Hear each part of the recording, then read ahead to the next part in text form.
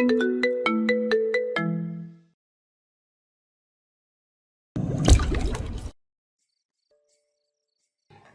করে সেই দিনটা একদিন চলে আসবে দেখো। আয়ান কপাল মিলালো তার কপালে, বলল, তাই যেন হয়।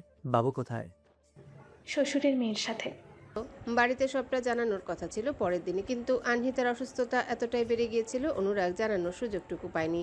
প্রায় টানা এক সপ্তাহ পর আনহিতাকে ঘরে আনা হলো। অনুরাগ চেয়েছিল আনহিতাকে আনন্দমোহন কুটি বাড়িতে রাখবে, আয়নাকে ওখানেই তুলবে, কিন্তু কোনো কিছুই সম্ভব হলো না শায়ক চৌধুরীর জন্য। উনি জেনে গিয়েছেন সবটা, আর অনুরাগের উপর চড়াও হলেন।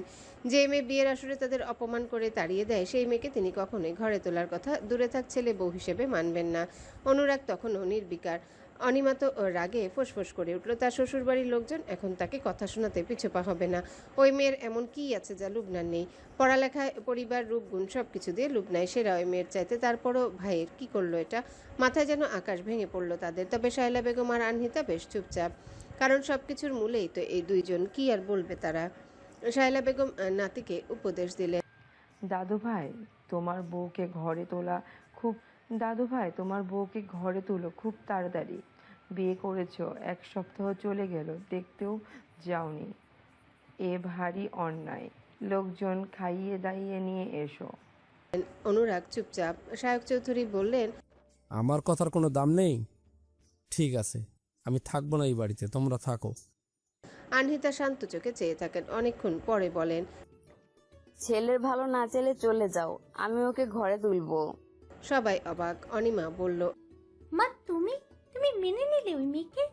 আনহিতা মেয়ের দিকে তাকালেন সরু চোখে। অনিমা হনহনিয়ে চলে গেল সেখান থেকে। নতুন দুজন কাজের বুয়া কান পেতে শুনে দুজনেই ফিসফিস করে বলে, বিয়া কইরে বউ রাইখা আসছে। বাপরে বাপ, এই চৌধুরীরা সব পারে। চুপি চুপি প্রথম বউরারে তালাক দিল, এখন আরেকটা আনছে। কে জানে সেটারে কবে আবার তালাক দেয়। আরে এইডা এদের নাকানি চুবানি খাওয়ায়া ছাড়বো।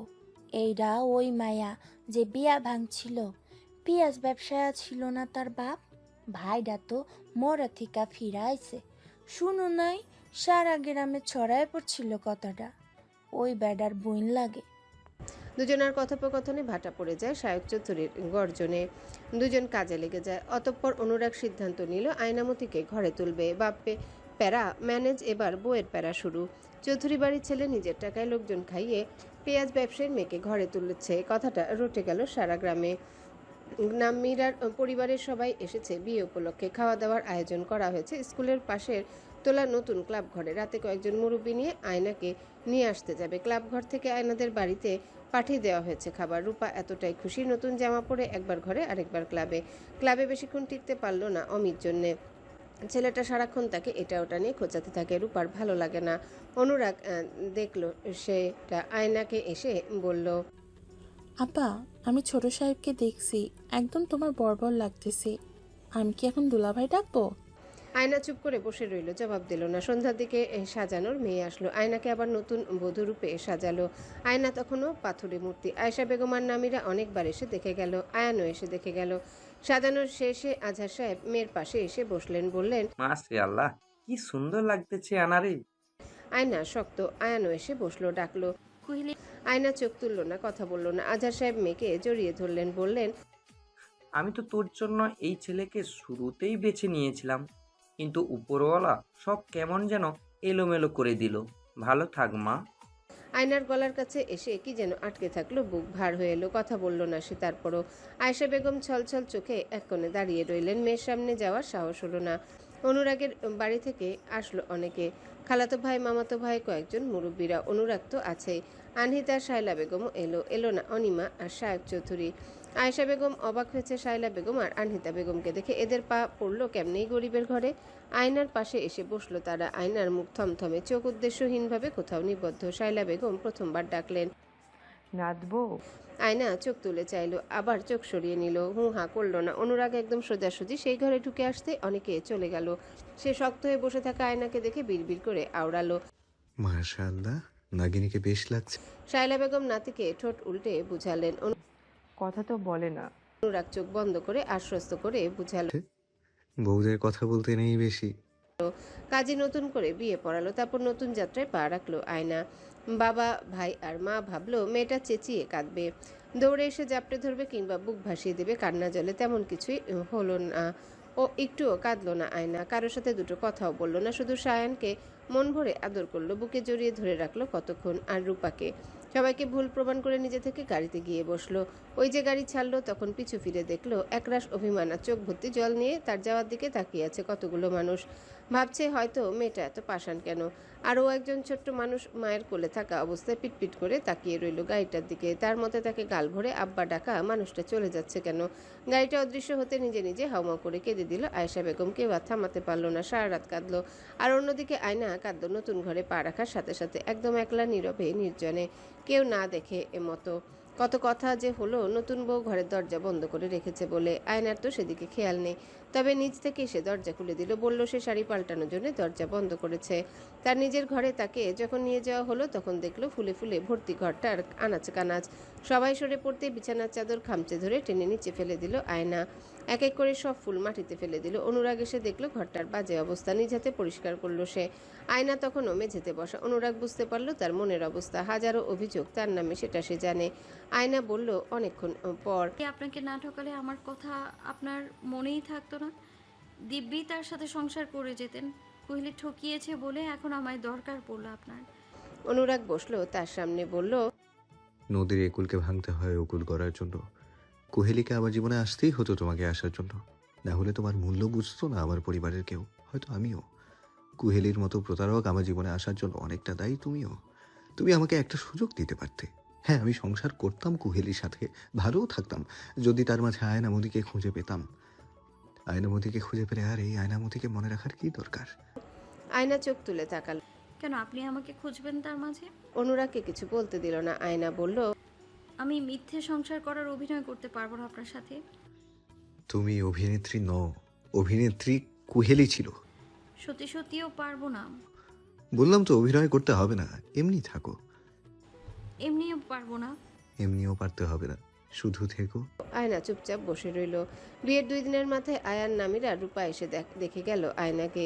আয়েশা বেগম আর আজহার সাহেব দাওয়াত করা ছাড়া আসবে না, মান সম্মানের একটা ব্যাপার আছে। আয়না সায়ান আর রূপাকে দেখে দারুণ খুশি হলো। সায়ান তো সেই কোলে ঝাঁপ দিল ফুপিকে দেখে, আর কারো দিকে তাকায়ও না, গালে গাল লাগে, চুপটি করে আয়নার কোলে বসে থাকে। এই ছেলে তো তোমাকেই বেশি ভালোবাসে আয়ানা, দেখো আমাদের দিকে তাকাচ্ছেও না। আয়না আরো শক্ত করে গালটা লাগিয়ে রাখলো, বলল, এটা তো আমার আব্বা। আব্বা মেয়েকে একটু বেশি ভালোবাসবে না? খিকি করে হাসলো সায়ান। আয়ান বলল, দেখো কিভাবে হাসে, মনে হচ্ছে সে আমাদের কথা কত কিছু বুঝে ফেলেছে। পাকনা বুড়ো। সায়ান ডাক দিল জোরে।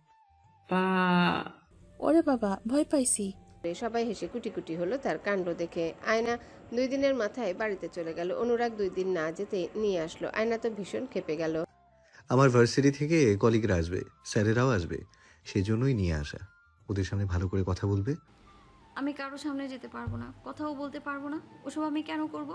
লোক দেখানো রং ঢং করতে পারবো না আমি। আপনি আশা ছেড়ে দিন। কিন্তু আমি তো ওদেরকে আসতে বলেছি, ওনারা আসছেন। আয়না মুখের না বলে দিল। অনুরাগ মহা চিন্তায় পড়ে গেল। অনুরাগের কলিগরা আসার পর খাওয়া দাওয়া কথাবার্তা অনেক চলল। আনহিতাকে বারবার অনুরাগ ইশারায় বলছে আয়নাকে একবার যেন রাজি করায়। গিয়াসউদ্দিন সেলিম অনুরাগের অনেক সিনিয়র, বেশ স্নেহ করে অনুরাগকে। তিনি বললেন, আমাদের সাথে মেসেজ আলাপ করিয়ে দাও অনুরাগ। অনুরাগ কান চুলকালো, আনহিতার দিকে তাকালো বারবার। অনিমা মুখ মুচড়ে চলে গেল। ওই মেয়ের এত ঢং দেখলে গা জ্বলে তার, বিরক্ত লাগে। আসবে না? দরজা তো বন্ধ, ওনাদের বলো কারো সামনে যেতে চায় না। এভাবে বলা যায় নাকি মা? বিয়ে উপলক্ষেই তো ওনারা এখানে এসেছেন। আমি অনেক ডেকেছি। আমি একবার ডেকে দেখি। আনহিতা কাজের বুয়ার সাহায্যে আয়নার ঘরের কাছে গিয়ে দাঁড়ালো। ভেতর থেকে দরজাটা বন্ধ। আনহিতা হতাশ হলো, পরপর কয়েকবার ডেকে। বসার ঘরের দিকে যেতেই অনুরাগ এসে বলল। আনহিতা মাথা নামিয়ে ফেলে বলল। আনহিতা দীর্ঘশ্বাস ফেলল। 2-3 বার দরজায় টোকা দিতে দরজা খুলল। আয়না খোলা চুল, কাঁধ থেকে শাড়ির আঁচলটা সরানো, গায়ের অর্ধেকাংশ উন্মুক্ত, শাড়িটা কোনো মতে পেঁচিয়েছে। চট করে ঘুরে দাঁড়ালো অনুরাগ। আয়না ঠেস গলায় বলল, এসব দেখার জন্য তর্স হয়েছে না? ফিরে গেলেন কেন? ভালো করে দেখুন। কান জ্বলে উঠল অনুরাগের। তাড়াতাড়ি এসো বলেই চলে গেল অনুরাগ। আয়না ধপ করে আওয়াজ সমেত দরজা বন্ধ করলো। অনুরাগকে ফিরে আসতে দেখে আনহিতা বলল, আসছে। হ্যাঁ। আনহিতা বড় করে শ্বাস ফেললো। যাক শান্তি। খয়েরি রঙের শাড়ি, একটা কালো ওড়না গায়ে জড়িয়েছে আয়না। ওড়নাটার উপর চকচকে সোনালি রঙের ফুলের কাজ করা, বেশ পুরু দেখতে। আনহিতা তাকে বেরোতে দেখে বেশ খুশি হলো। শায়লা বেগম সহ লুকিয়ে দেখতে দেখতে বলল, রানীমা হাজির। আনহিতা খিক করে হেসে উঠল। গম্ভীর গম্ভীর আর তেজিয়ান মুখখানা হাসি খুশি দেখালো যখন গিয়াসুদ্দিন সেলিম আর বাকিদের সাথে আয়নার কথাবার্তা চলছিল। বেশ হাস্যরসাত্মক কথাবার্তা চলছিল। অনুরাগকে দাঁড়িয়ে থাকতে দেখে গিয়াসুদ্দিন সেলিম বলল, আরে দাঁড়িয়ে আছো কেন অনুরাগ, বসে পড়ো, দেখি দুজনকে কেমন মানিয়েছে। আয়নার মুখে তখনই অন্ধকার নেমে পড়ল। অনুরাগের তো খেয়াল হতেই সে বলে উঠল, আছি তো এখানে, আপনারা কথা বলুন, আমি আসছি। মিসেস চৌধুরীকে নিয়ে শহরে উঠো। এখান থেকে যাতায়াত করতে তোমার তো অসুবিধা। রাজনীতি কি অবস্থা? তোমার মতো একজন আদর্শ শিক্ষকের বিদ্যালয়ে আঙিনাই মানাই অনুরাগ। রাজনীতির মাঠে তোমাকে দেখে আমি তো রীতিমতো শিহরিত, এমনটা কখনো ভাবিনি।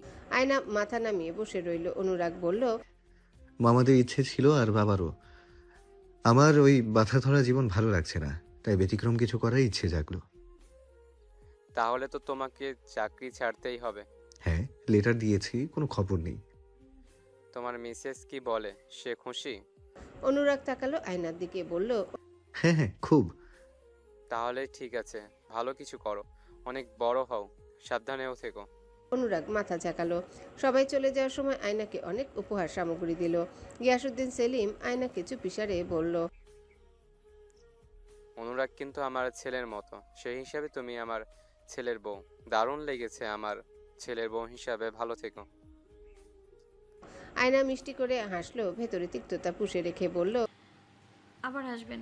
হাতের মেহেদি তাড়াতাড়ি চলে না যাওয়ার জন্য রান্নাঘরে পা রাখতে দিল না কেউ আয়নাকে। আয়না কারো কথা শুনলো না, নিজে রান্নাঘরে চলে গেল। সে শুধু শুধু ঘাড়ে বসে খেতে পছন্দ করে না। আম্মা তাকে আসার সময় পই পই করে বলেছে, কাজ দেখে হাত গুটিয়ে বসে থাকবি না, রান্না না করলেও রান্নার কাজে সাহায্য করবি।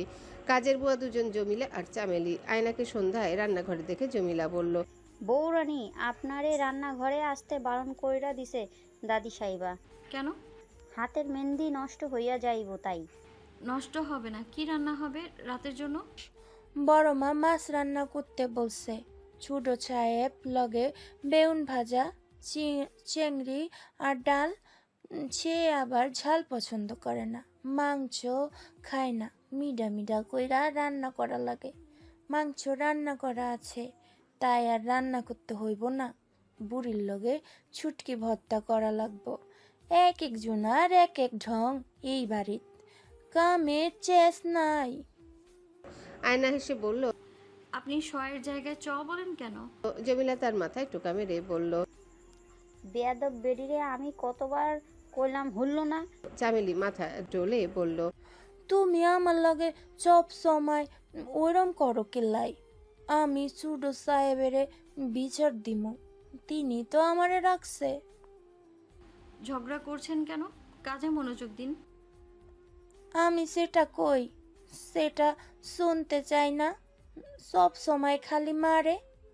আয়না আবারও হেসে ফেলল। তরকারি সেলফ থেকে বেগুন নিয়ে বলল, আজ ঝাল ঝাল বেগুন ভাজা হবে, আমি করব। জবিলার চামেলি চোখ পাকিয়ে তাকালো। আপনারা তো খুব ফাঁকিবাজ, হাঁ করে কি দেখছেন? সুডু সাহেব ঝাল খাইতে পারে না বৌরানী। খাওয়া শিখবে, সমস্যা কি? কোনো সমস্যা নাই। আয়নাকে রান্নাঘরে দেখে খানিকটা অবাক হলো আনহিতা। অনিমা নাক কুচকে বলল, বাপ্পা, অনুরাগ চৌধুরীর বউ তো একেবারে রান্নাঘর দখল করতে চলে এসেছেন। অনুরাগ বাইরে থেকে এসে জিজ্ঞাসা করলো, কি হয়েছে? আপনার বউ রান্না করছে, দেখছেন না?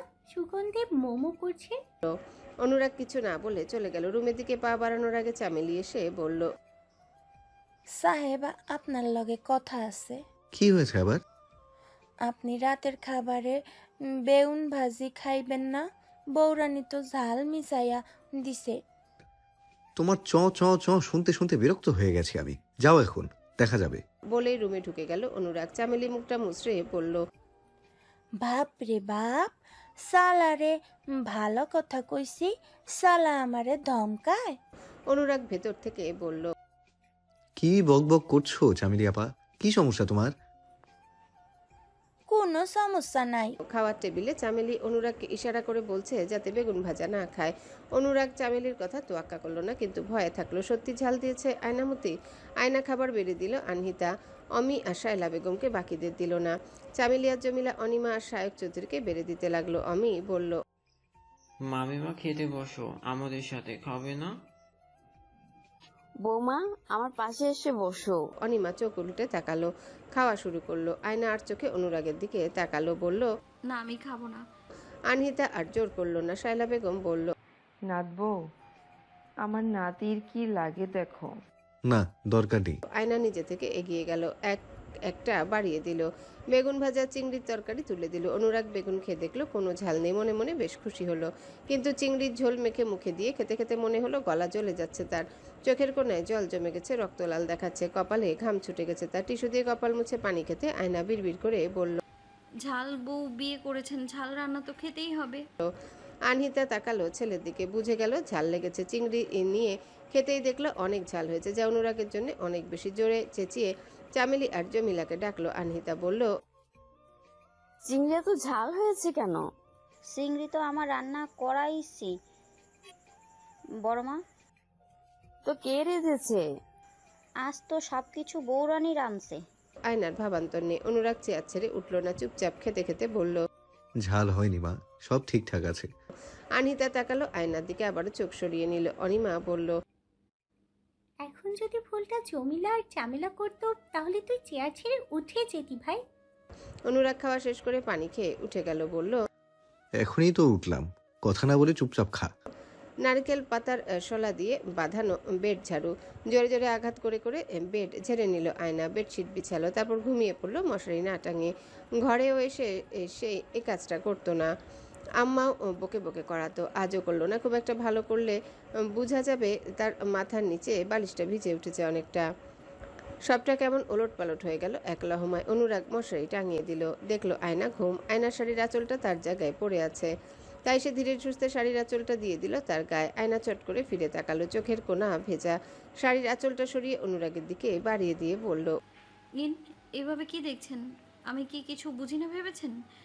একা একটা ঘরে এত কাছে পেয়ে পুরুষত্ব ফলাতে ইচ্ছে করছে, তাই না? অতটা ভালো মানুষ তো আপনি নন। অনুরাগ রোষপূর্ণ চোখে তাকালো, বলল, কারণে অকারণে ভুল বোঝাটা তোমার পেশা হয়ে দাঁড়াচ্ছে। সারা বিছানায় শাড়ি মেরে শুলে সেখানে আমার কি করার থাকে? শাড়ির ওপর শুলে তো অন্য কথা বলতে। বলেই ফিরে শুয়ে পড়ল অনুরাগ। আয়না ফোঁস করতে করতে ফিরে গেল, পা দিয়ে ঠেলে ফেলে দিল পায়ের নিচের কাঁথা, টান দিয়ে মশারির এক কোণে ছাড়িয়ে নিয়ে মশার কামড় খেয়ে ঘুমালো। অনুরাগ মাঝরাতে উঠে আবার মশারি টাঙিয়ে দিল। আয়না টের পেয়ে পুরো মশারিটা খুলে ছুঁড়ে ফেললো। মশারির ভেতর তার দম বন্ধ লাগছে, নাকি অন্য কোনো কারণ, তা বেশ ভালো করেই টের পেল অনুরাগ। আয়না সকাল সকাল ঘুম থেকে উঠে বলল, মশা সারা রাত খেয়েছে আমাকে এই লোকের জন্য। অনুরাগ তা শুনে বলল, ভাগ্য ভালো মানুষে খায়নি, ইনডাইরেক্টলি চরিত্রহীন উপাধিতে ভূষিত করলে। চরিত্রহীন হইনি বলে কুহেলি অন্যের কাছে গিয়েছিল। আয়না চমকে তাকালো, বলল, জঘন্য মানুষের মুখে জঘন্য কথা মানায় না একদমই। আমি জঘন্য, তুমি অনন্য হও। বিশ্ববিদ্যালয় চত্বরে স্বেচ্ছায় পদত্যাগ করা অনুরাগ চৌধুরীকে দেখার জন্য ছাত্রছাত্রীদের ভিড়। তাদের মধ্যে স্যার সাদাসিধে সরল মনের এবং বেশ পরোপকারী একজন শিক্ষক। সাহায্যের জন্য যখন স্টুডেন্টরা ছুটে এসেছে, খালি হাতে কখনো ফিরিয়ে দেননি। তবে তার রাগ সম্পর্কে বিস্তর ধারণা না থাকলে ভয়ঙ্কর এক ঘটনার কথা ছাত্রছাত্রীদের নিশ্চয়ই মনে আছে। প্রথম বর্ষের এক মেয়ের সাথে অভদ্র আচরণ করায় তৃতীয় বর্ষের ইংরেজি বিভাগের একটা ছেলেকে লোক সম্মুখে চড় মেরেছেন। এতটা ক্ষেপে গিয়েছিলেন যে ছেলেটাকে অনেক পোহাতে হয়েছিল। মেয়েটার কাছে হাত জোর করে ক্ষমা চাইতে হয়েছিল লোক সম্মুখে। অভিভাবকদের সাথেও অনেক ঝামেলা চুকাতে হয়েছিল। এর জন্য থানা পুলিশের কেস ফেস অনেক হয়েছিল, যা এখনকার বেশিরভাগ বিশ্ববিদ্যালয়ে দেখা যায় না। কতিপয় সাংবাদিক অনুরাগকে যখন বিদায় বেলায় ছাত্রছাত্রীদের উদ্দেশ্যে কিছু বলতে দেওয়া হয়, তখন সে বলল, আমি যখনই পড়াতে আসি তখনই নিজেকে শিক্ষক ভেবে পড়াই না, আমি তাদের বন্ধু হয়ে উঠি তখন, যাতে তারা খুব ভালোভাবে বুঝতে পারে আমাকে এবং আমার পড়াকে। আমি শুধু তাদের শিখাই না, আমিও তাদের কাছ থেকে অনেক কিছু শিখি। সবার উদ্দেশ্যে যা বলবো তা হলো, আমি চাই প্রত্যেকটা স্টুডেন্ট শুধু মেধাবী নয়, একজন পরিপূর্ণ মানুষ হিসেবে গড়ে উঠুক। সবকিছুর আগে প্রয়োজন মনুষ্যত্ব, বিবেকবোধ। বিদায়বেলার অনুভূতিটা কেমন? বিদায়বেলার অনুভূতিটা, some feelings that cannot be expressed, which are unpublished and invisible. That's it for me. সত্যি বলতে গেলে আমি একটা গণ্ডির ভেতর শিক্ষক হিসেবে ছিলাম, কিন্তু আজ থেকে আমাকে এই গণ্ডির বাইরের মানুষ আমাকেও শিক্ষক হিসেবে চিনবে। তাই খুবই এক্সাইটেড অ্যান্ড দিনটা এনজয় করছি। কোনো বাজে স্মৃতি জড়িয়ে আছে এই বিশ্ববিদ্যালয়ের সাথে? না। ডোন্ট মাইন্ড স্যার, শুনেছি অনুরাগ চৌধুরী বিশ্ববিদ্যালয়ের অনেক ছাত্রীর লুকায়িত প্রেমিক পুরুষ। এই বিষয়ে আপনি কি বলবেন? গুজব শব্দটা বোধহয় এই জন্যই আবিষ্কার হয়েছে। আমার কখনো এমনটা মনে হয়নি, আর যদি হয়েও থাকে তাহলে বলবো এসব তাদের বয়সের দোষ। প্রফেসর অনুরাগ চৌধুরী রিসেন্ট বিয়ে করেছেন। শোনা গেছে আপনার মিসেস গ্রামের একটি ন্যাশনাল ইউনিভার্সিটিতে প্রথম বর্ষের পরে। আপনার সাথে কেমন বেনানান হয়ে গেল না? আমি তার সাথে বেমানান সে নয়। আপনি কেন? কারণ সে ভীষণ বুদ্ধিমতী আর আমি বোকা। বোকার সাথে বুদ্ধিমতী অবশ্যই বেমানান। ঢাকা শহরে এত বড় বড় মানুষের সাথে আপনার লেনদেন, যোগাযোগ, উঠা বসা, আপনি গ্রামের মেয়েকে বিয়ে করলেন কেন? ফ্যামিলি আমার ফার্স্ট প্রায়োরিটি, সো ফ্যামিলির পছন্দ। আপনার প্রথম স্ত্রী নিয়ে কিছু বলতে পারি? অবশ্যই, কেন ভয় পাবো? উনি তো চলচ্চিত্রের একটি জনপ্রিয় মুখ।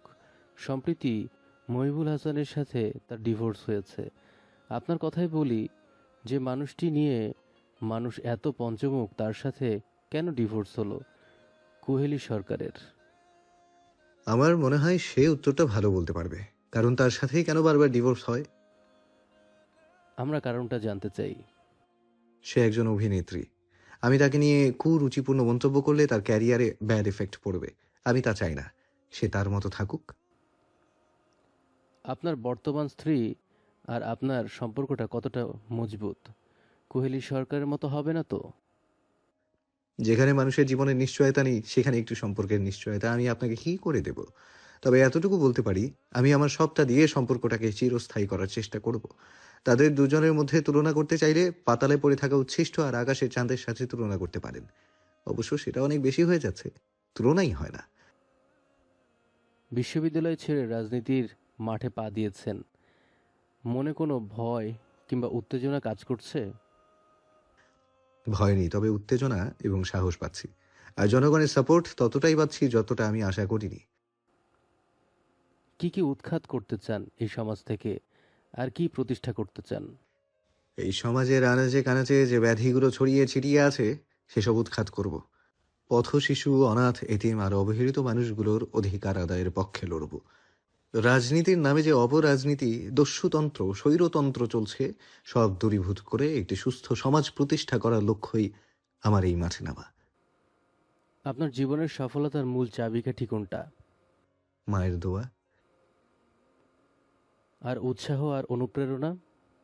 সোজাসাপটা না হলেও ইনডাইরেক্টলি আমার স্ত্রী। স্ত্রী কি করে অনুপ্রেরণা হয়? কারণ সে একদিন আমায় বলেছিল, মানুষের জন্য কিছু করতে পারেন না?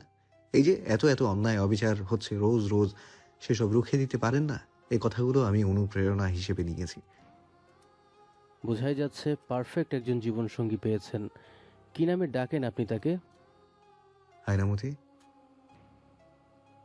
অনেক সুন্দর নাম।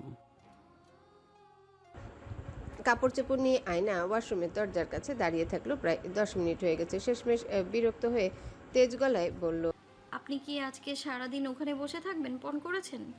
গোসল নিতে এতক্ষণ লাগে? কোথায় থাকে? কোথা থেকে কি নোংরা মেখে এসেছেন কে জানে? অনুরাগ ভেতর থেকে বলল, তোমার সমস্যা কি? আমি অনেকক্ষণ ধরে গোসল করব, তাই দাঁড়িয়ে আছি। দেরি হয়ে গেলে খাবার টেবিলে কথা আমাকেই শুনতে হবে।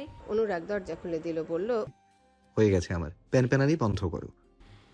বেরোন তাড়াতাড়ি। বেরোচ্ছে না কেন? অনুরাগ দরজা খুললো ভালো করে, টান দিয়ে আয়নাকে ভেতরে নিয়ে গেল। উদাম গায়ে আয়না তাকে দেখে চেঁচিয়ে উঠলো, বলল, ছি, অশুভ লোক, ছাড়েন, যান। আল্লাহ, আমি এখন নিজের মাথা নিজে কেটে ফেলবো। অনুরাগ উচ্চস্বরে হেসে দিল, ঝর্ণার নিচে দাঁড় করিয়ে পানির ট্যাপ ছেড়ে দিল, বলল, গরম মাথা তুমি ঠান্ডা হও। আয়নার চেঁচিয়ে কাঁদতে ইচ্ছা হলো, রাগে সব এক এক করে ভাঙতে ইচ্ছা হলো। অনুরাগ নাক টেনে দিয়ে বলল, আহা রাগ। আয়না নাক ঝামটে বলল, অভদ্রলোক। অনুরাগ আবারও হাসলো, বলল, রাগী বউ আমার, কপাল কপাল সবই কপাল। আয়না ফোঁস করতে করতে বলল, আপনি যদি না যান এখন আমি কি করবে তুমি? চেঁচাবো। চামেলি আপার জমিলা আপাকে ডাকি। ডাকো। আয়না থতমত খেলো, বলল, আপনি ওই ভালো হচ্ছে না কিন্তু। অনুরাগ হো হো করে হেসে বলল, ভাই রে ভাই, যাহা পারিবে না তাহা বলিতে যাও কেন? আয়না তাকে ধাক্কা দিল, বলল, এখনই বের হয়ে যান। আল্লাহ, আমি এখন কি করব নিজেও জানি না। অনুরাগ এসে মুখ চেপে ধরল তার, বলল, গলার আওয়াজ তো নয় যেন ভাড়া করা মাইক, ফালতু মেয়ে। আয়নার চোখে আগুন। অনুরাগ মুখটা এগিয়ে নিয়ে গেল। আয়না ভয়ার্ত চোখে বলল, একদম শেষ করে দেব, খবরদার। অনুরাগ দ্রুত সরে গেল, নাক তুলে বলল, ইয়াক, মাছের গন্ধ, পেঁয়াজের গন্ধ, ধুর, রাক্ষসী রান্নাঘর থেকে এসেছে বলবে না? আয়নার চোখে জল জমে এলো। ওমা, রাক্ষসীর চোখে জল, বাপরে বাপ, আমি গিয়ে সবাইকে বলে আসি। আয়না ধাক্কা দিয়ে বের করে দিল তাকে, তারপর ধপাস করে দরজা বন্ধ করলো। চামেলি ঠিক তখনই এসে বলল, সাহেব, বউরানী কোন হানে গেছে? চামেলি লজ্জা পেয়ে হেসে ফেলল, বলল, আচ্ছা, মুই যাইতাছি, আবার আসুম। অনুরাগ তার হাসির রহস্য ভেদ করতে পারল না। মেয়ে মানুষ মানে রহস্য। নদীটার নাম কানুয়া। নদী নামানুসারে গ্রামটার নামও কানুয়া। নদীর প্রায় 10-12 মিনিট পথ পেরোতেই একটা বড় বাসভবন। এটি শায়েক চৌধুরীর। বাড়িটা অনুরাগের নামে। সেখানে বিচিত্র মাল্টিমিডিয়া থেকে একদল অভিনেতার অভিনেত্রী এসেছে নাটকের শুটিং করতে। দলে দলে গ্রামের মানুষ ছুটছে শুটিং দেখার জন্য। রূপাও তার ব্যতিক্রম নয়। লোকজনের ভিড়ে সেও গেল সেখানে। কুহেলিকে দেখে মেজাজ খারাপ হয়ে গেল তার। এই মহিলা এখানে কেন আসছে আবার? বেয়াদব। নাটকের শুটিং শুরু হবে পরের দিন থেকে। নদীর পাড়ে 2-3টা সিন নিতে হবে, তারপর গ্রামের কোনো এক কুটির বাড়িতে, যেখানে জায়গাটা খুব সুন্দর দেখতে হবে এবং ছবির মতোই দেখাবে। ডিরেক্টর আজমল খয়রাত খোঁজ নিয়ে জানতে পারলো আয়নামতির বাগান নামের একটা বাগান আছে। ওখানে একটা ছোট্ট কুটি বাড়ি আছে, যেটাতে রূপার ফজলু মিয়া থাকতো। আজমল খয়রাত দেখতে আসলো। জায়গাটা খুব পছন্দ হওয়ায় ভাড়া চাইলো কয়েকটা দিনের জন্য। আয়নার কাছে খবর এলো রহমত মিয়ার হাত ধরে। আয়না শুরুতে দিতে চাইলো না, ডাবল টাকা দিবে বললেও না, কিন্তু শায়লা বেগম বলল, টিভিতে তোমার বাগান দেখা যাইবে নাতবো, ভালো হবে, রাজি হয়ে যাও।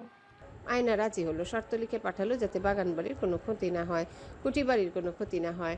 অনুরাগ বাড়িতে আসতে কানে এলো খবরটা, বলল, ভালো, আয়নামতির বাগান তাহলে এবার নাটকে দেখাবে। ভালো ভালো তাই দিয়েছি, আপনাকে অত ঘটা করে বলতে হবে না। অনুরাগ হাসলো, বলল, একা একা ওই বাগান বাড়িতে যাবে না, সাথে রহমত মিয়াকে ডাকবে। কেন? আমি ছোট বাচ্চা নই। যে কোনো কথাকে অগ্রাহ্য করবে না আয়নামতি। আমি তোমার শত্রু নই যে তোমার ক্ষতি চাইব। বন্ধুও তো নন। অনুরাগ আর কথা বাড়ালো না, চলে গেল। বাগানের আগাছা পরিষ্কারের জন্য 2জন মহিলা নিয়োগ দিয়েছে আয়না। নিজে তো ছিলই, শাড়ির উপর ওড়না পড়েছে। চৌধুরী বাড়ির পেছনে হওয়ায় একদম আনহিতা শায়লা বেগমের নখদর্পণে সে। শুটিংয়ের কাজে অনেক মানুষ আসছে চারিপাশে, কিন্তু অনুরাগ দারোয়ান রাখায় অনুমতি ব্যতীত কেউ বাগানে ঢুকতে পারে না। তাই আয়নার সমস্যাও নেই। বাগান পর্যবেক্ষণের সময় মনে হলো কারোর সাথে কথা কাটাকাটি চলছে দারোয়ানের সাথে। আয়না সেদিকে এগোলো, দেখলো গলার সাথে ওড়না ঝুলিয়ে সালোয়ার কামিজ পরা একটা মেয়ে। গায়ের কাপড় এতটাই ফিট যে দেখতে বাজে লাগছে আয়নার চোখে। আয়না এগিয়ে গেল, বলল, কি হয়েছে মামা? দারোয়ান ভরে গেল আয়নাকে দেখে। মেয়েটা তাকালো আয়নার দিকে, আগাগোড়া আয়নাকে দেখলো, বলল, তুমি কে? আয়না উল্টো জিজ্ঞাসা করলো, আপনি কে? মেয়েটা সোজা হয়ে দাঁড়িয়ে হাসলো। হেঁটে কিছু দূর গিয়ে টান মেরে গাঁদা ফুল ছিঁড়ে নিল, বলল, তুমি চিনবে না আমায়, বাদ দাও। আয়না ফিরল সেদিকে, মনে করার চেষ্টা করলো কোথায় যেন দেখেছে সেই মেয়েকে। কোথায় দেখেছে? আয়না কিছু জিজ্ঞাসা করলো না মেয়েটাকে। মেয়েটা নিজেই বলল, তুমি আমার ছোট, তাই তুমি করেই বলছি। তুমি কিছু মনে করনি তো? কি করে বুঝলেন? ভুলে গিয়েছি, তোমার চোখ অনেক গভীর। তোমার বিয়ে কবে হয়েছে? বেশি দিন নয়। কেন? এমনি বলছি। বাগানটা তো অনেক সুন্দর। তোমার নাম কি? আফসানা আহমেদ আয়না। আয়নামতির বাগান কেন? আয়নামতি কে ডাকে? আয়না সাইনবোর্ডটার দিকে তাকালো। আয়নামতির বাগান বিলাস। উফ, এই লোকটা তাকে মেরেই ছাড়বে। এসব দেওয়ার কি দরকার ছিল? কি হলো, চুপ কেন? তোমার স্বামী আদর করে ডাকে বুঝি? আয়নার গলায় কথা আটকে গেল, বলল, আপনি বোধহয় নাটক দলের সাথে এসেছেন। হ্যাঁ, কথা ঘোরাতে তো ভালোই জানো। পিচ্ছি তবে অনেক ম্যাচিওর। আমি পিচ্ছি? হ্যাঁ, আমার ঠিক 4-5 বছরের ছোট হবে তুমি। ও, তোমরা গ্রামের মেয়ে, তাই লেখাপড়া না করে শুধু বিয়ে আর বিয়ে। বিয়ে ছাড়া কিছুই বোঝো না তোমরা। আমার এটা ভালো লাগে না। আমি জাতীয় বিশ্ববিদ্যালয়ে ভর্তি হয়েছি, প্রথম বর্ষ। পিছু ফিরে আবার আয়নার দিকে তাকালো মেয়েটি, বলল, তাই নাকি?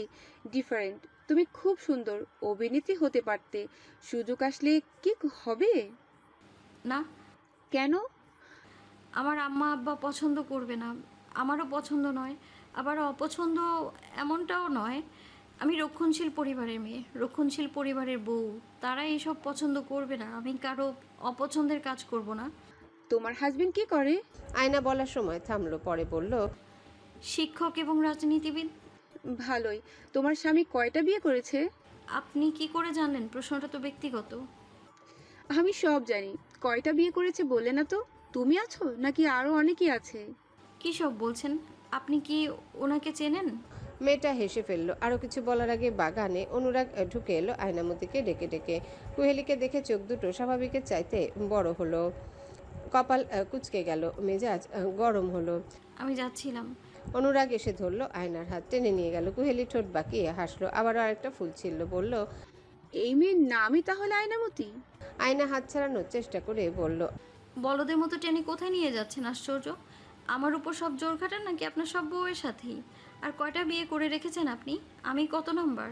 আর কতটা করবেন আপনি?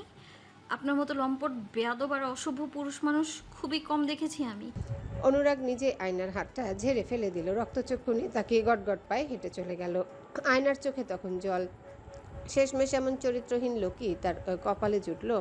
বাড়িতে পা রাখতে আয়নাকে মুখোমুখি পড়তে হলো অনিমার। ক্রোধান্বিত চেহারা তার। আয়নাকে বলল, ভাই রেগে গিয়েছে কেন? কি হয়েছে তোমাদের? সেটা আমাদের ব্যক্তিগত ব্যাপার, আপনি আর কিছু জানতে না চাইলে খুশি হব। অনিমার কিছু বলতে পারল না।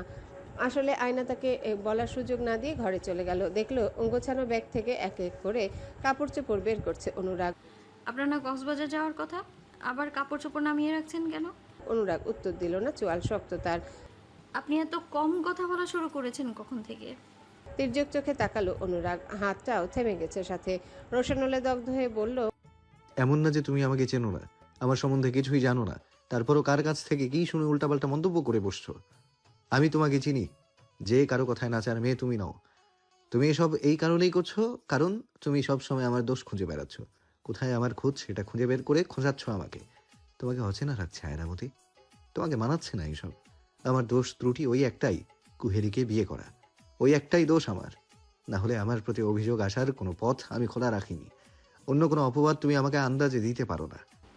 আপনাকে বিশ্বাস করি না আমি, আপনার কোনো কথাই বিশ্বাস হয় না আমার। আপনি একজন ঠক মিথ্যেবাদী, বোকা বোকা চেহারার পেছনে চতুর চালাক ধূর্ত একজন মানুষ আপনি। আপনাকে আমার সহ্য হয় না। আপনি আমার সরলতার সুযোগ নিয়ে ঠকিয়েছেন আমায়, মিথ্যে বলে বাড়ি থেকে বের করে জোর করে বিয়ে করেছেন। আপনার কি মনে হচ্ছে আমি মেনে নিচ্ছি আপনাকে? অন্যায় করে আপনি পার পাবেন? আমি ঘৃণা করি আপনাকে, আপনার পরিবারকে। আপনার পরিবার আজ ভালো আছে। 2 বছর আগে সেই দিনটা আমার এখনও মনে আছে।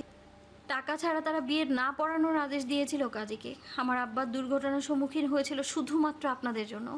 আর পরিবারে অশান্তি দুর্দশা নেমেছিল শুধুমাত্র আপনাদের জন্য। আমার পরিবারকে লোকমুখে গোটা শুনতে, অনেক খোটা শুনতে হয়েছে আপনাদের জন্য। কিচ্ছু ভুলিনি আমি। মনে রেখেছো কেন? শাস্তি দেবে? শাস্তি? আমার জানা নেই কোন শাস্তিটা ঠিক আপনাদের জন্য প্রযোজ্য, না হলে আজই দিয়ে দিতাম এক্ষুনি। চাবিটা দাও। আয়না চমকালো, বলল, কিসের চাবি? কুটিবাড়ির আর বাগানের। কি করবেন? ওনারা মাত্র কয়েকদিন থাকবেন। অনুরাগ চাপা স্বরে বলল, চাবিটা দাও, ঘাট ধাক্কা দিয়ে বের করবো শালাদের। নাটক ফাটক জাহান্নামে গিয়ে করুক, আমার কি? চাবি দাও। আয়না সরে গেল, বলল, চাবি নেই। আপনি আমার সামনে থেকে যান তো। অনুরাগ গর্জন করলো, বলল, চাবি দাও বলছি। কোথায় চাবি? আয়না ভড়কে গেল, দাঁতে দাঁত চেপে বলল, দেব না বলেছি আমি। অনুরাগ তেড়ে গেল, শাড়ির আঁচল টেনে ধরলো। আয়না ঝাঁঝালো কণ্ঠে বলল, কি করছেন? অনুরাগ চাবি খুলে নিয়ে আঁচলটা ছুঁড়ে মারল, বলল, গলা ধাক্কা দিয়ে বের করবো, না গেলে উত্তম মধ্যম দিয়ে বের করে দেবো। আয়না ছুটলো অনুরাগের পিছু পিছু। বেশি দূর যেতে পারলো না, দরজা বাইরে থেকে বন্ধ করে দিল অনুরাগ। চলে গেল বাগান বাড়িতে। কুহেলি এখনও সেখানে থেকে ফুল ছিঁড়ে ছিঁড়ে বিছিয়ে ফেলেছে। দারোয়ান চেঁচামেচি করলেও শুনছে না। ডিরেক্টর রাজমল খয়রাত এসে মাথা চাপড়ে বলল, এসব কি করেছো কোহলি? বাগানের মালকিন দেখলে কি বলবেন? কি করেছো তুমি? হনহন পায়ে হেঁটে এলো অনুরাগ ঠিক তখনই। আরে হমি চৌধুরী যে, কি সৌভাগ্য আমাদের। বাকিটুকু বলতে না দিয়ে অনুরাগ বলল, দুর্ভাগ্য তখনই হবে যখন আপনারা এই বাগান বাড়ি না ছাড়বেন। তাড়াতাড়ি দলবল নিয়ে এখান থেকে আউট হন। নোংরা মানুষ নিয়ে আমাদের এই বাগান বাড়িতে আসবেন না। এটা ফুল বাগান, ফুল মানেই পবিত্র। আর পবিত্র জায়গায় অপবিত্র মানুষের আনাগোনায় দেখেছেন কি অবস্থা চারপাশে? এভাবে ফুল ছেড়েছে কে? আজমল খয়রাত তাড়াতাড়ি স্থান ত্যাগ করলো। আয়নামতি ম্যাডামের কাছে ফোন পাঠাতে হবে, কেন বাগান বাড়ি ছাড়তে হবে এমনটা কথা ছিল না। আজমল খয়রাত সরতেই অনুরাগ দারোয়ানকে বলল, সবাইকে ঘাড় ধাক্কা দিয়ে বের করো মামা। তুমি নোংরা মানুষজনকে এখানে ঢুকতে দাও কেন? কেন দিয়েছো? দারোয়ান ভয়ে ভয়ে বলল, ম্যাডাম। বাহ, আমি তো রীতিমতো অবাক হচ্ছি। ইনি আসলে অনুরাগ চৌধুরী তো? গলার আওয়াজ এত বড়, কখন হলো এত উন্নত? অনুরাগ রক্তচক্ষু নিয়ে তাকালো, বলল, চুপ। হে নিজ জঘন্য মেয়ে মানুষ, লজ্জা করে না? আমার অতীত নষ্ট করেছো তুমি, যার ফল আমি এখনো ভুগছি। এখন অন্ধকার কাটছে না, আর এখন আমার বর্তমান নষ্ট করতে এসেছো, চরিত্রহীনা। কুহেলির চোখে আগুন, থরথর করে কেঁপে উঠলো তার পা জোড়া, আঙ্গুল তুলল বেশ নিয়ম করে। অনুরাগের দিকে বাড়িয়ে বলল, খবরদার, আমি সেই কোহলি আর নেই যে আপনার ধমকে কেঁদে দেব। আজকের এই অপমানের জন্য পোহাতে হবে আপনাকে, দেখে নেব আমি। দূর হও, যাও। আরেকবার আমার চোখের সামনে পড়লে খবর ছাড়া গুম করে দেব। বেয়াদব মেয়ে মানুষ, নষ্টা লোভী ঠক। কুহেলি এক মুহূর্ত দাঁড়ালো না, কাঁদতে কাঁদতে চলে গেল। মিডিয়ায় ছড়িয়ে পড়লো অন্য খবর। নাটক দলের সবাইকে নিয়ে রাতারাতি গ্রাম ছাড়তে হলো আজমল খয়রাতকে। অনুরাগ লোক লাকিয়ে দিয়েছে, বলেছে আজ রাতে গ্রাম ছাড়তে নইলে অনেক বড় ক্ষতি হয়ে যাবে। এত বড় ঘটনা ঘটায় কুহেলি এমনিতেও থাকতো না, কুহেলি না থাকলে শ্যুট হবে কি করে, তাই সবাই চলে গেল। আয়নাকে তীব্র তিরস্কার করলো আজমল খয়রাত। তার মতে আয়না কথা দিয়ে কথা রাখেনি এবং স্বামীর অমত থাকা সত্ত্বেও কেন বাগানবাড়ি ভাড়া দিল। সেসব শুনে আয়নার মেজাজ খারাপ হলো। রাত করে ফিরল অনুরাগ, সব চুকিয়ে ফিরতে বেশ রাত হয়ে গেছে। ভেবেছে আয়না হয়তো ঘুম, সে আরামে ঘুমটা দিতে পারবে, কিন্তু না, সে ঘরে পা রাখতে নাগিনীর আগে ফোঁসফোঁস করতে করতে এগিয়ে এলো, যেন এক ছবলে শেষ করে দিবে অনুরাগকে। রাগের চোটে ফোঁটা ফোঁটা ঘাম জমে গেল নাক আর কপালে। রেগে মেগে বলল, আমি থাকবো না আপনার সাথে, মরে যাবো তবুও এমন একটা মানুষের সাথে থাকবো না আমি। কোনো মানুষ আমাকে কখনো এত কথা শোনায়নি, আপনার জন্য শোনালো। অনুরাগের ঠোঁটের কোনায় দুষ্টু হাসি। এক হাত বাড়িয়ে কোমর টেনে নিজের কাছে আনলো আয়নাকে। দূরত্ব কমিয়ে ফেলতে আয়না হাত দুটোর ভর প্রয়োগ করলো তার বুকে, কিন্তু বলিষ্ঠ হাতের কাছে তার শক্তি নিতান্তই তুচ্ছ। চিৎকার করতে গিয়েও চেঁচালো না আয়না। অনুরাগ আঙ্গুল দিয়ে ছুলো তার নাক, বলল, নাকটা কি দিয়ে বানাইতো আল্লাহ? বাপরে বাপ, আমার বাপের জন্য এত রাগ দেখিনি আমি। নাকের ডগায় এত রাগ কেমনে থাকে ভাই? আয়না দাঁতে দাঁত চেপে বলল, মেরে ফেলবো একদম, ছাড়ুন। অনুরাগ ছাড়বে কেন? কত মেহনত গেল এই হাতের বাঁধনে বন্দি করার পিছনে, ছাড়লো না। ধস্তাধস্তির চোটে মুখের সামনে চলে আসা এলোমেলো চুলগুলো হুজে দিতে দিতে বলল, এই যে এত লড়াই করে এলাম, এত রাগ দেখিয়ে গেলাম, সবকিছু কারণ কিন্তু তুমি আয়নামতি। আমাকে একটু যদি বোঝার চেষ্টা করতে তাহলে আমার লড়াইটা সার্থক হতো, কিন্তু তুমি তো আমাকে না বুঝার লড়াইয়ে নেমেছো, কি আর করার। কথা বলা শেষে হুট করে ছেড়ে দিল অনুরাগ। আয়না একটু তড়াক খেয়ে গেল, বলল, ছাড়লেন কেন? আশ্চর্য। অনুরাগ চোখ কপালে তুলে বলল, ধরে রাখতে বলছো? আয়না থতমত খেয়ে বলল, ওভাবে ছাড়লেন কেন বলেছি? আমি পড়ে যেতে পারতাম। আমি পড়তেই দিতাম না। সকাল সকাল আয়নার অপ্রত্যাশিত বায়নায় রাগ উঠল অনুরাগের। বাড়ি যাবে মানে কি? কালকের জন্য কি কোনোভাবে রাগ দেখাচ্ছে? যা ভাবলো তাই আয়না ফটাফট বলল, আমি বাড়ি যাব, খবরদার আমাকে আনতে যাবেন না। অনুরাগ কোনো কিছু বলতেই পারলো না। রহমত মিয়াকে দেখা গেল নিচে রিক্সা দাঁড় করিয়েছে। আমি দুঃখিত কালকের জন্য, এভাবে যেও না, আমি দিয়ে আসবো তোমায়। থাকবো না আমি। আপনি আমাকে ছুঁয়েছেন কালকে, দেখা যাবে রোজ রোজ একটু একটু করে ছুঁবেন। আমি সহ্য করবো না ওসব বেয়াদবি, আমি থাকবো না আপনার সাথে। অনুরাগ জিহবায় কামড় দিল, বলল, তুমি এই জন্যই বাচ্চা। ঠিক আছে, আমি আর ছুবো না ভুলেও, আমি দিয়ে আসবো তোমায়। আয়নার রাগ কমলো গেল না। অনুরাগ সন্ধ্যায় তাকে নিয়ে গেল। আয়েশা বেগম আর আজহার সাহেব মেয়েকে দেখে কেঁদেই ফেললেন। নামির আর আয়ান খুশি হলো, আর ছোট্ট দুটো মানুষ। আয়েশা বেগম এই প্রথম অনুরাগের সাথে কথা বলল, দূরে দাঁড়িয়ে আঁচল দিয়ে মুখ ঢেকে। শুনো চৌধুরীর ছেলে, আজকে আমাদের গরিবের বাড়িতে থাকো একদিন, বিয়ের পর একদিন শ্বশুর বাড়ি থাকা লাগে। অন্য একদিন, আপনাদের মেয়ে যেদিন বলবে সেদিন। আজ আসি। আয়না মুখ ফিরিয়ে নিল, সে কখনোই বলবে না। সবাই চলে যেতে অনুরাগ আয়নার কাছে এলো, ফিসফিসিয়ে বলল, রাগ কমলে ফিরে এসো। আমার রাগ কমবে না। রাগ না কমলেও ফিরে এসো, আমি কমিয়ে দেব। আসবো না। আমি আসবো নিয়ে যেতে। আপনি আমার পিছু ছাড়েন, এবার নিজের কাজে মন দিন। ছাড়ছি না, ছাড়বো না। ভুলেও ভেবো না তুমি আমার কাছ থেকে ছাড়া পাবে। যাওয়ার আগে একটা কথা বলি, আবার কি? পারলে আমার উপর থেকে সব অভিযোগগুলো তুলে নিও, মনে পড়লে খোঁজ নিও, আর একটু দরকার পড়লেই ডেকে নিও, কথা বলতে ইচ্ছে হলে চিঠি লেখো। বাড়িতে আসা 3 দিনের মধ্যে প্রচণ্ড জ্বরে পড়ল আয়না। আয়ান শহরের চাকরিতে, বৃহস্পতিবার আসে, শনিবার চলে যায়। বোনের এমন জ্বর শুনে সে বিচলিত হলো খুব। রহমত মিয়াকে মুঠোফোনের সাহায্যে বলল যাতে ডাক্তার ডেকে আনে। গ্রামের মোড়ে রাস্তার পাশে বসে ডাক্তার ডেকে আনলো রহমত। ঔষধ দিয়ে গেল। ডাক্তার ঘন ঘন জলপট্টিও দিতে বলেছে। জরুরি কাজে অনুরাগকে ঢাকায় যেতে হয়েছে। আয়না যেহেতু বাপের বাড়ি, সেহেতু চিন্তার কোনো কারণ নেই তার। আয়না সবাইকে বলেছে যাতে তার অসুস্থতার খবর কোথাও যেন না যায়। অনুরাগ এখানে আসলে খবর আছে সবার। আয়েশা বেগম তা শুনিয়ে ঝাঁঝালো গলায় বলল, কাউরে বলুম না। কাউরে বলতে হইব কেন? এত বছর জ্বর হইলে কি তোর জামাই জ্বর কমাইতে আসতো? ঢং। আর কত দেখুম কে জানে। এই হারাম যদি ওইখানে গিয়া তোর এত ঠান্ডা লাগছে কেমনে? আহা, মেয়েটা অসুস্থ, তুমি কি শুরু করেছো বলো তো? চুপ করেন। আপনারে সাফাই গাইতে কে কইছে? মাইয়া তার একার, আমি কিছু কইতে পারুম না। আয়না নিবু নিবু চোখে মাকে দেখে হাসে, কম্পিত গলায় বলে, আম্মা, তোমার বকাগুলো মিস করছিলাম এতদিন, সত্যি। হ, লাতি না খাইলে তো তুমি অসুস্থ হবাই। এদিকে আহ, আরো দুটো দেই, যত সব। সায়ান সবার কথার মাঝে কি করে হাসতে শুরু করলো। আয়েশা বেগম বলল, ভাই, তুমি আবার আমার মাথা গরম কইরো না। দাদির মতো ভদ্র হও। এত খিখি কইরা হাসা পোলা পানদের মানায় না। নামিরা গাল ফুলিয়ে বলল, আমার বাবু এখনো কি বুঝে আম্মা? সায়ান আবারও হাসলো। নামিরা তার গালে হাত রেখে চুপ করে চুমু বসিয়ে বলল, আর না আব্বা, দাদু মারবে। সায়ান ঠোঁট টানলো। নামিরা বলল, আচ্ছা আচ্ছা, হাসেন, দাদুকে আমরা মারবো। সায়ান আবারও হাসলো। তার কাণ্ড দেখে আয়না হেসে উঠল। আয়েশা বেগম বলল, ধুর, এই পোলাও ঢং শিখা গেছে। আমার বই আসুক, ওরে আমি আমার মতন বানামো। হ্যাঁ হ্যাঁ, আয়ানা, আমার জন্য তাড়াতাড়ি একটা বোন এনে দিও তো। আয়না মাথা চেপে ধরে বলল, আল্লাহ গো, মাথা ব্যথা মরে যাব আমি। সবাই চলে যাও এখান থেকে, ঘুমোবো আমি। ভাবি, বাবুকে দিয়ে চলে যাও। আমি গরম চা বসাই, আর মরিস না। শান্তি নাই আমার, কোথাও শান্তি নাই। বিয়া দিছি তাও শান্তি নাই। কোথায় এখন জামাই আর শাশুড়িরে জ্বালাইবো? তা না, আমারে জ্বালাইতে চইলা আসছে হারামজাদি। আমার বাবুটারেও কাজের জায়গায় চিন্তায় ফালাই দিছে। আসুক তার জামাই, আসুক। বলুম, তোমার বউরে কি বরফের ভেতর চুবাই রাখো? এত ঠান্ডা লাগছে কেন?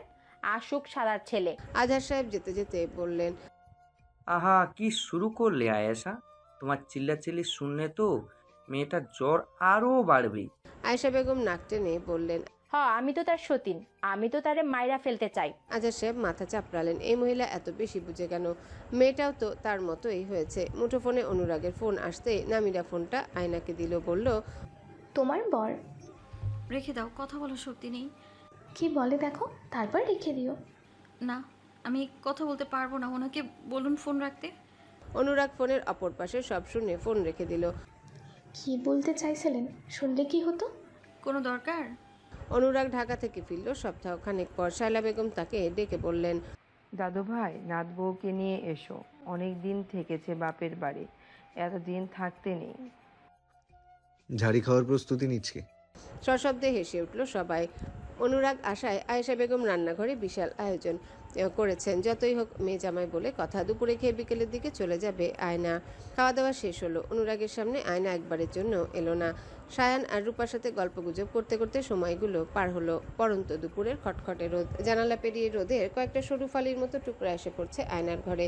জানালা বরাবর এসে দাঁড়িয়েছে অনুরাগ। দেখলো আয়না ব্যাগে কাপড় গুছাচ্ছে। জ্বর শেষে মুখ তেতো ধরেছিল, তাই খেতে পারেনি। স্বাস্থ্য একটু শুকিয়েছে, মুখ সরু হয়েছে, ঘুম কম হওয়ায় চোখের নিচে দাগ পড়েছে।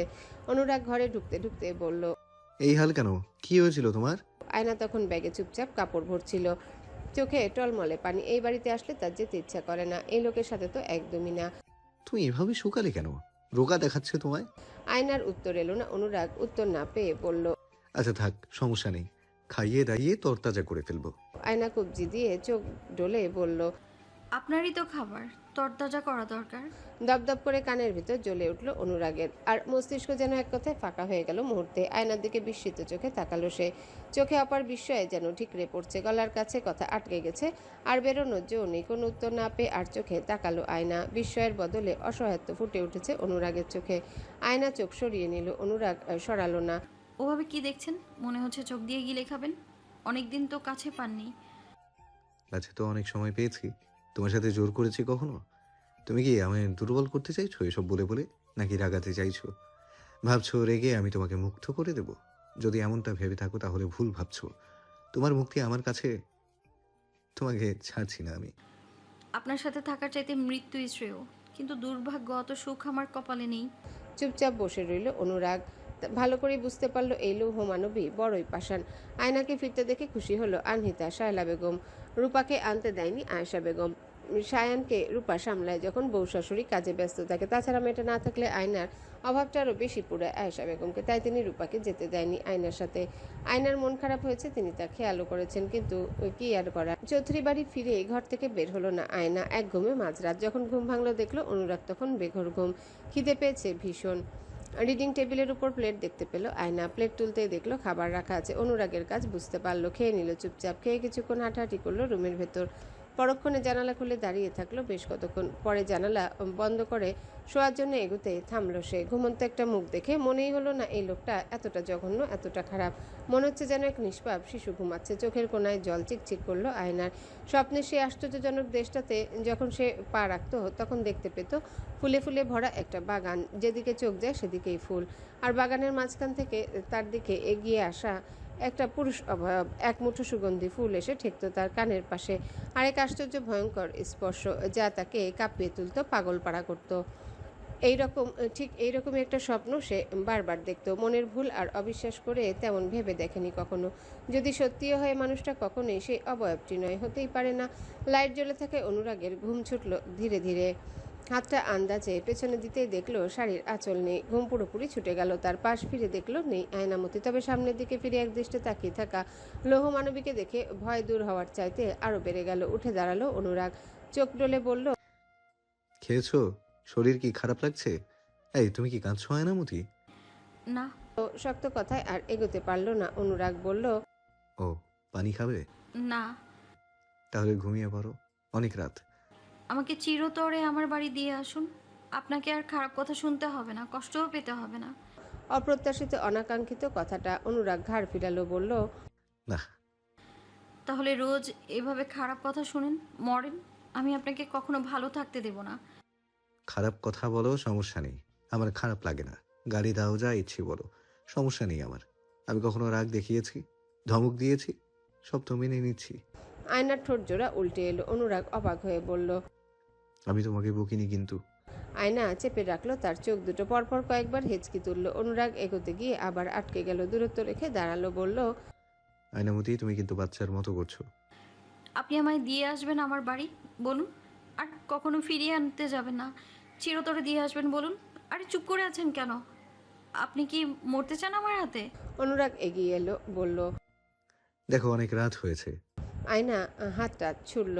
অনুরাগকে ঠেলে দিতে চাইল। অনুরাগ তার হাত দুটো ধরলো শক্ত করে। বাহুডোরে তাকে আবদ্ধ করতে আয়না ধস্তাধস্তি লাগালো। বলল, খারাপ লোক। আমি আপনার জায়গায় হলে ঘাট ধরে বের করে দিতাম। বোকা মূর্খ, ছাড়েন আমায়।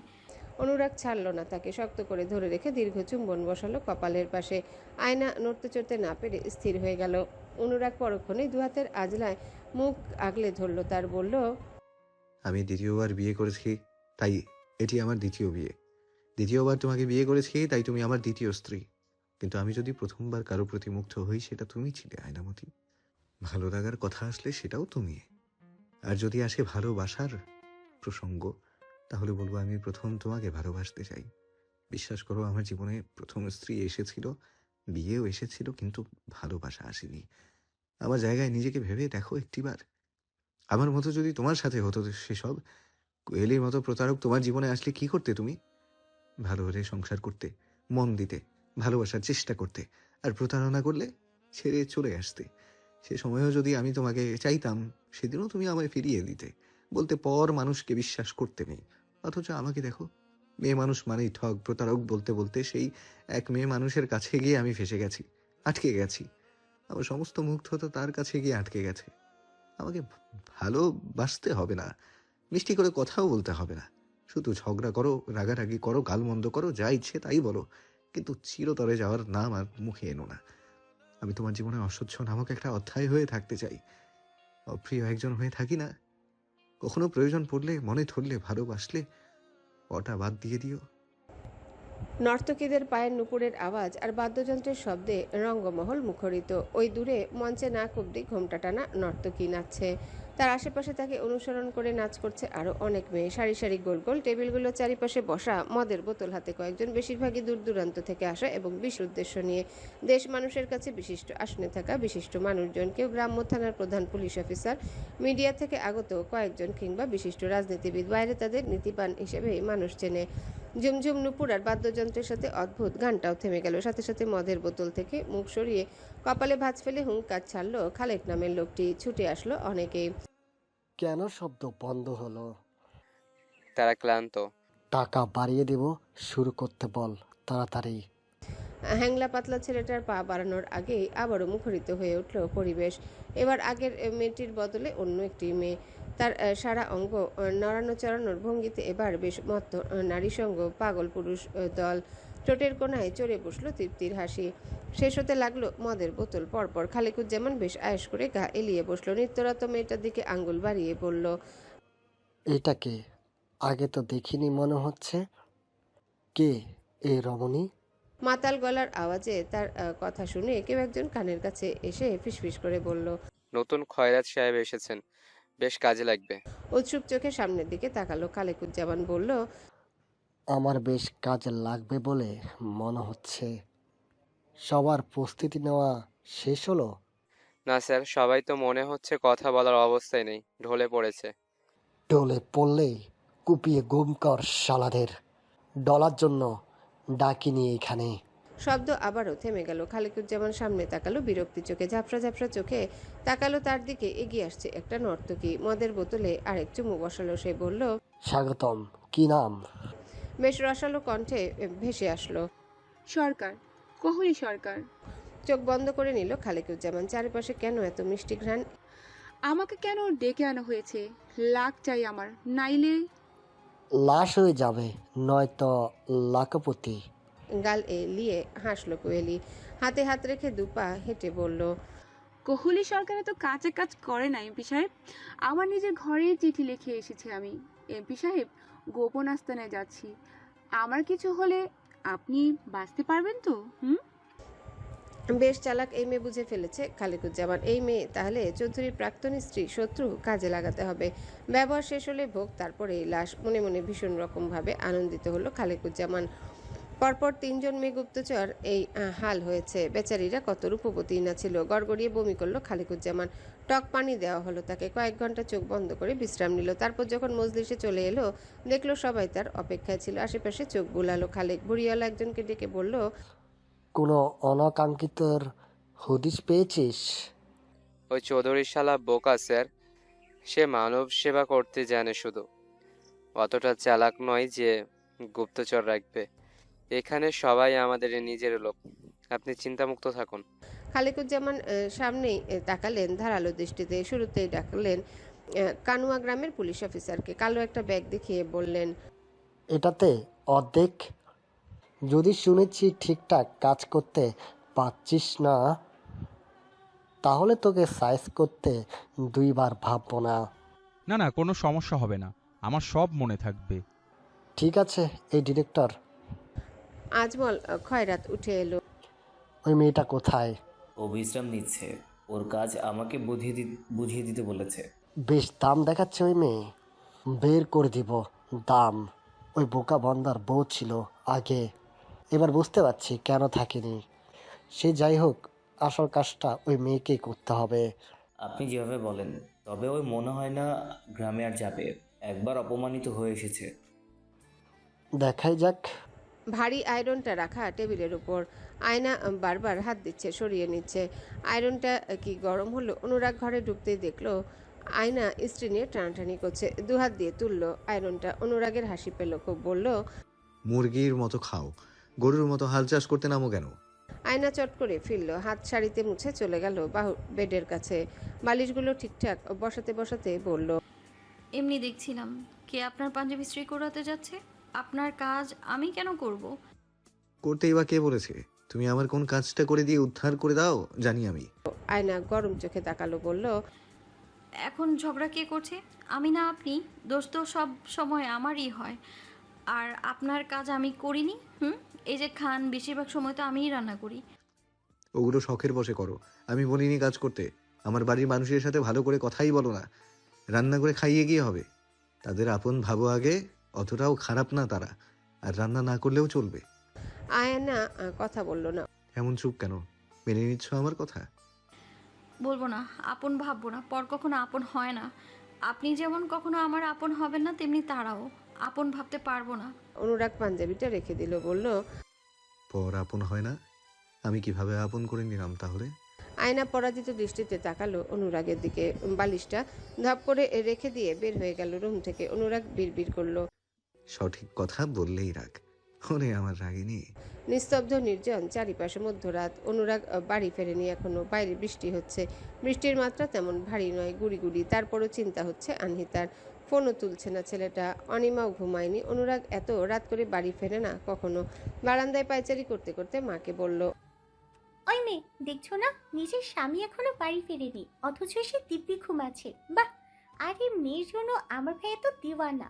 আনহিতা কিছু বলল না, তার ভীষণ চিন্তা। ছাতা হাতে শায়েক চৌধুরী বাড়িতে ঢুকে পড়লেন। খোঁজ পেয়েছেন? হ্যাঁ, ওই মতিউর রহমানের বাড়িতে গিয়েছে। করিম দোকানদারের ছেলে, ও নাকি তার সাথে গিয়েছে। ফিরবে, চিন্তা করো না। আমার চিন্তা হয় সেটা একবার ভাববেন না? আশ্চর্য ছেলে আমার, সন্তানের বাবা হোক, তারপর বুঝবে। আয়না ঘুমে ঢুলু ঢুলু চোখে নিচে নেমে এলো। অনুরাগ এখনো ফেরেনি, বুঝতে পেরেছে। এত সাজগোজ করে কোথায় গেল কে জানে, একটু শান্তিতে ঘুমাতেও দেয় না। আনহিতা এসে বলল, বৌমা, সোহাগ ফিরবে, তুমি ঘুমিয়ে পড়ো, আমরা আছি। আয়না গেল না, দাঁড়িয়েই রইল। ঠিক আছে, যেও না, তোমার চোখে তো ঘুম, দাঁড়িয়ে না থেকে সোফায় বসো। আয়না চুপচাপ গিয়ে বসলো। বসতে বসতে ঝিমুনি এলো, আবার ধীরে ধীরে কুশনে মাথা রাখলো। অনিমা বলল, মনে হচ্ছে কয়েক বছর ঘুমাইনি, যত সব। প্রায় অনেকক্ষণ পর কাঙ্ক্ষিত মুখটা দেখে আনহিতার প্রাণ ফিরে এলো যেন। ছেলের মুখে ঘন ঘন হাত বুলাতে বুলাতে কপালে আদর দিল, বলল, চিন্তা হয় আব্বা, মাকে বললে যাবে না? কোথায় যাচ্ছো? আমি কি ছোট আছি মা? তোমরাও পারো। এত রাত জেগে আছো কেন? অসুস্থ হলে সে আমারই তো কষ্ট হবে। আচ্ছা আচ্ছা, যাচ্ছি। খেয়ে এসেছো তো? হ্যাঁ হ্যাঁ। এক ভাই আছে আমার, আর কার কার এমন ভাই আছে আল্লাহই জানে। অনুরাগ হেসে ফেললো, বলল, তোরই একটা। মুখ মুচড়ে চলে গেল অনিমা, বলে গেল, সোফায় দেখ। অনুরাগ তার কথা মতো সোফায় তাকালো, দেখলো গুটিসুটি করে ঘুমে ঢলে পড়া একটি মেয়ে। এই মেয়ে এত ঘুম কাতরে কেন? আশ্চর্য তো। আনহিতা শায়েক চৌধুরী চলে গেল। অনুরাগ পেছনে দুহাত রেখে বেশ আয়েশ করে ভক্ষণ দাঁড়িয়ে থাকলো। দেখলো আয়নার ঘুম ছুটার নয়, আবার ছুলে চিল্লিয়ে উঠতে পারে। অনুরাগ একটু এগিয়ে গেল, বসলো আয়নার মুখোমুখি, ফিসফিসিয়ে ডাকলো, নাগিনী রাগিনী মনোহরিণী। আয়নার চোখ খোলার জন্য সম্ভাবনা নেই। বউ হওয়ার এদের এক সুবিধা, এরা এত বড় হয়েও কোলে চড়তে পারে। সারার সুবিধা শুধু আমাদের পুরুষ সমাজের জন্য নেই। কপাল কপাল, সবই কপাল।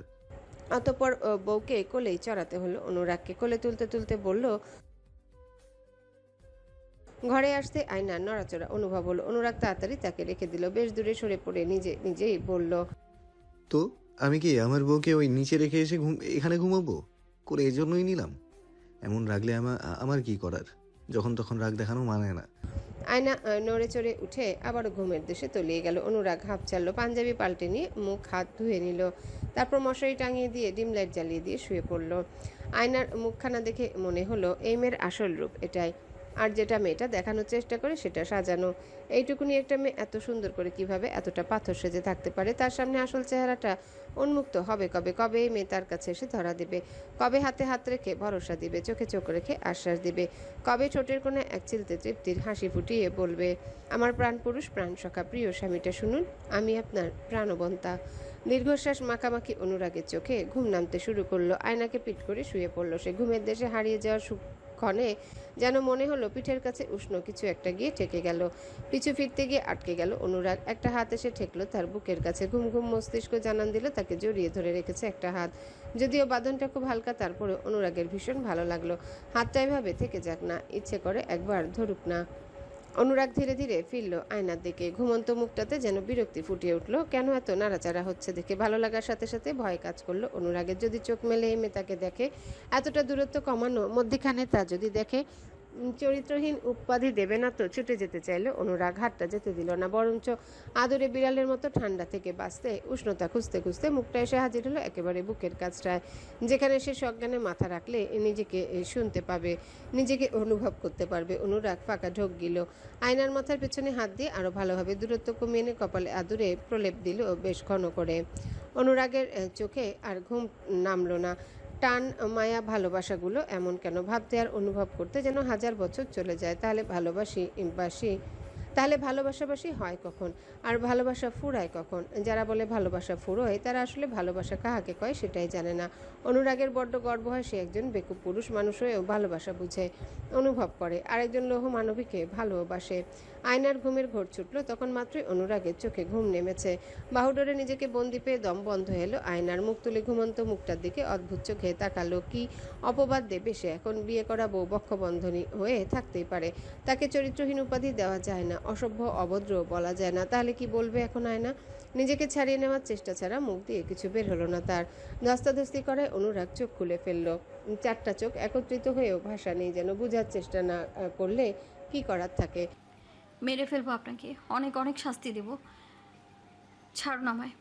কথাটা শুনে ভীষণ হাসি পেল অনুরাগের। এই যে এত শক্ত শক্ত কথা বলে সেসব কি শাস্তি নয়? এত কাছ থেকে এতটা দূরে সরে থাকে সেসব শাস্তি নয়? চোখে দুটো কথা না বলে চোখ সরিয়ে নেওয়াটাই কি শাস্তি নয়? ভালোবাসা তো দূর, ভালোবাসতে না দেওয়াটাই তো অনেক বড় শাস্তি। আরও বড় ধরনের শাস্তি আছে নাকি? অনুরাগের বলতে ইচ্ছা হলো, এর চাইতে বড় শাস্তিটা আমি মাথা পেতে নিব, কিন্তু এসব নয়, আমাকে আর শাস্তি দিও না। কিন্তু এই মেয়ে তো সেসব শুনে বলবে শাস্তি এখনো দিলাম কই? নিজের উপর রাগে ফুসফুস করলো আয়না। সে কেন এই লোকটার পাশে এলোমেলো ঘুমাতে যায়? আপনি কেন আমায় ছাড়ছেন না?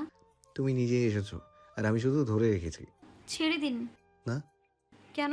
আপনি তো।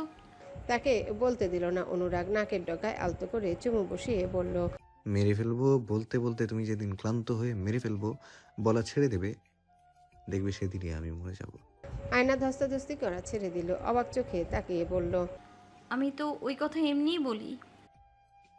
এমনি এমনি মিশামিশি ভালোও তো বাসতে পারো, সত্যি তো বাসবে না।